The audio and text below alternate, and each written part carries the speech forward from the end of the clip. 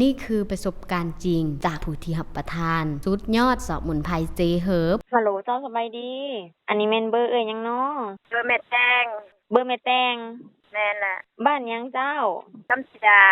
โดยอันเมื่อจักกลับเลยแม่เพิ่นกินน่ะก็เบิด2แอบ เพิ่นกินเบิด2แอบแล้ว แม่นเพิ่นว่ามันสิไปเอาอีกเพิ่นเป็นหยังเนาะแต่กี้นั่นเพิ่นไปกวดนั่นเพิ่นว่าเป็นอันนั้นซับเอางอกเพิ่นว่านั่น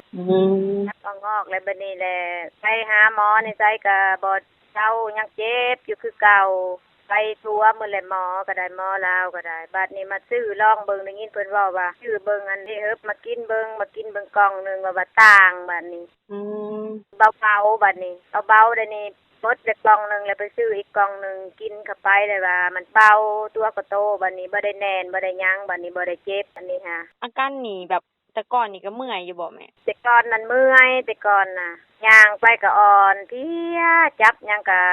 บ่อยากได้แล้วจับหยังขี้คร้านอยากเฮ็ดนั่นเฮ็ดนี่แหละกินข้าวได้สักกะแซ่บอยู่บ่แม่แต่เก่านี่เก่ากินข้าวบ่แซ่บมากินยาน่ะกินข้าวแซ่บ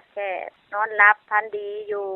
ต่างกว่าแต่เก่าต่างหลายหลายกินยานี่เข้าไปแล้วเฮ็ดเวียกก็คอยเฮ็ดได้อยู่ไปก็บ่ได้เมื่อยบ่ได้หยังมันเซามันเบาเด้สุดยอดสมุนไพรเจเฮิร์บของแท้ต้องเป็นกล่องสีเขียวตัวหนังสือสีทองมีโลโก้บริษัทกิจหุ่งเฮืองหน้ากล่องและต้องซื้อจากตัวแทนจำหน่ายของห้างสบายดีช็อปเท่านั้นสอบถามข้อมูลเพิ่มเติมได้ที่020 9627 9944